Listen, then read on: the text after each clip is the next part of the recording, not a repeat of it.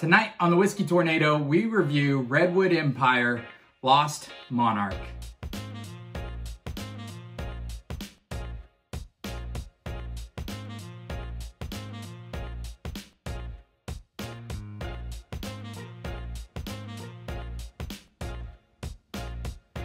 What's up, everybody? Welcome to another episode of the Whiskey Tornado. I'm your host, Lance.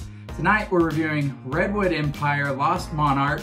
A lot of you may not have heard about this, but I'm gonna put this one on your radar tonight, guys. It is really good. As far as our scoring system goes, we have 6 categories. We rate 0 to 1, 0.5 being average. First we nose, then taste, then we rate the finish, availability, presentation, and lastly, value. Anything that scores a 1 or lower is a don't buy bourbon. 2 is your average. 3 is definitely bar worthy. And anything 4 or better is definitely buy 2, maybe even bunker a couple. So tonight we're reviewing Redwood Empire Lost Monarch. This comes out of Sonoma County, California, 45%. I really like the bottle. We'll get into the presentation in a little bit, but I like the artwork on it. This is a blend of straight whiskeys of bourbon and rye. So let's get into the nose here. The nose kind of gets caramel. You can definitely smell that there's rye in there. Like apples or pears, there's some type of fruit, really nice fruit in there. Dill, that's most certainly coming from the rye. And maybe some maple. So nose is really pretty good. Better than average, a lot going on there.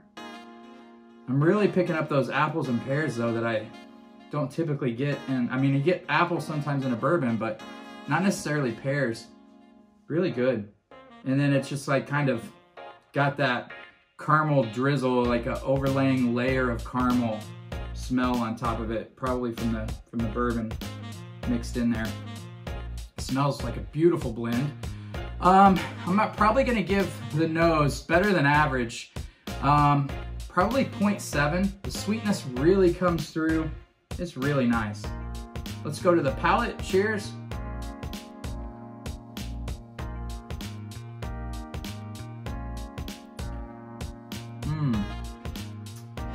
Really sweet. Man, you talk about a gateway bourbon. If there's ever a gateway bourbon slash whiskey, I think a lot of people are gonna like this. At 45%, it's relatively low ABV. That rye is really sweet. The first thing it reminded me of is kind of like Midwinter Night's Dram. Not quite as sweet as Midwinter Night's Dram, but has a lot of those notes. I'm going for one more sip.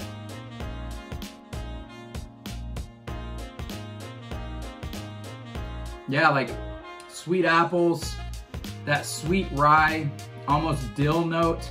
And I'm not sure if it's power of suggestion that this is coming out of Sonoma County, California, but man, there's some type of like grape or wine finishing aspect to it. That again reminds me of Midwinter Night's Dram.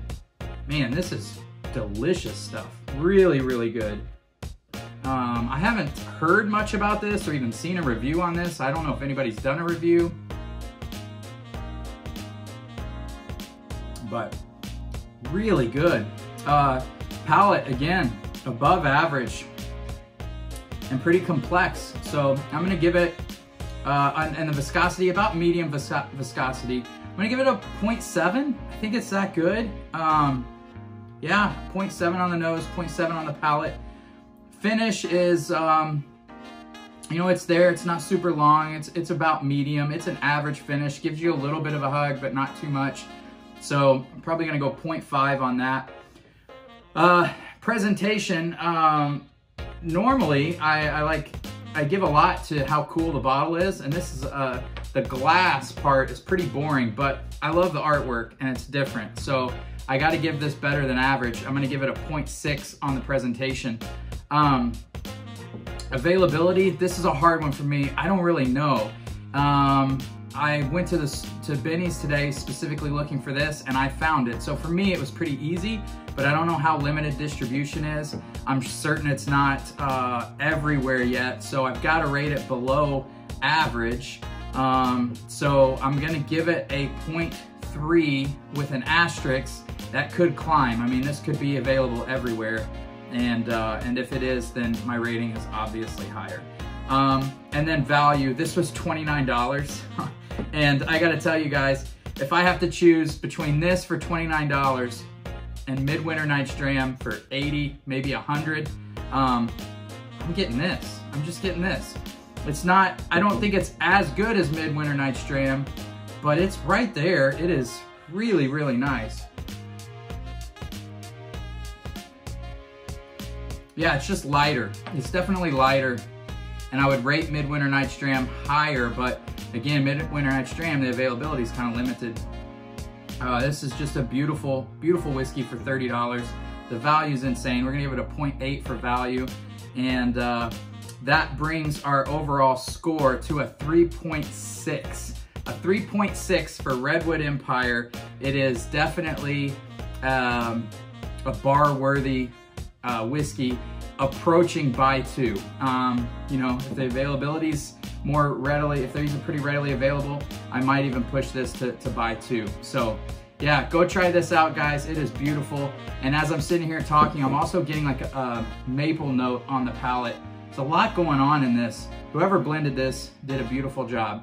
All right, guys, go search this one out. Cheers.